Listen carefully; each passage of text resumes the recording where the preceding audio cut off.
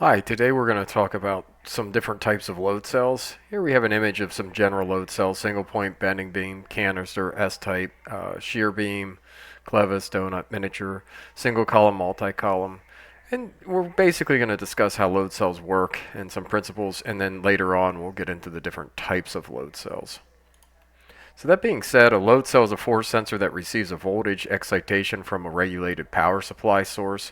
It's usually a digital indicator or signal conditioner and sends that back the low voltage signal when force is applied. The load cell is converted to a visual or numeric value by the digital indicator. When there's no load on the cell, the two lines are at equal voltage.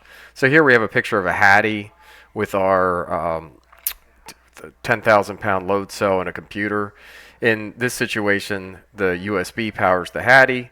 There's two signal lines that go to the load cell to supply excitation. There's two that supply sense, and there's two that read the signal. So as the load is applied, the voltage on one line increases very slightly, and the voltage on the other line decreases. And then that Hattie's going to read the difference between those two. If we get into the internals of the load cell, they're composed of strain gauges. Some load cells, you might be familiar with your bathroom scale, may have two gauges in it. This load cell actually had 16 strain gauges, which multiple strain gauges are often used to measure the difference in voltage between the two signals. And I like to say the strain gauge is the heart of the load cell. And there's a lot of different criteria that we're going to have later on, more advanced in these email, on strain gauge selections, materials, and everything else. This is just the overview of how the load cell works and what's in it. Generally, more strain gauges, better. We put 16 on this load cell. And why? Some of the things that you can do. This is St. Venant's principle. If you want to improve the performance of load cells, you can make them taller. Smaller load cell, we tried to make some really compact ones, column load cells, and they didn't have the reproducibility and repeatability. So if you use this principle, you make it larger, that will tell you exactly where to a good estimate on where to put the gauges. Again, this is an overview.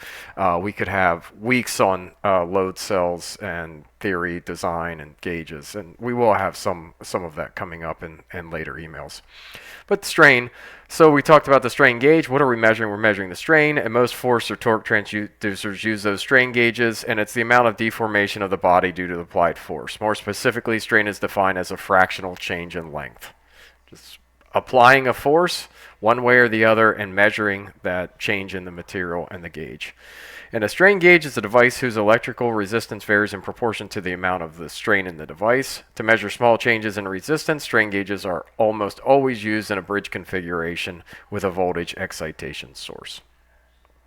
So here we have a gauging, material selection. This was one of our old million-pound standards. It was Viscount 44, special material. Then we have tinning the gauge, working on the Wheatstone bridge, putting some flux on, and some other stuff, and then finally testing. So, we added the actual wire in this one. Now, as I said, we use different load cells for different applications, and we'll discuss those. Primarily the multi-column. We switched to multi-column load cells for million pounds, but that's a tomorrow discussion, or next email discussion, I should say. And yeah, well, that's what we're going to talk about. So join us for the next email. We'll talk about some of these load cells in the next few. Thank you.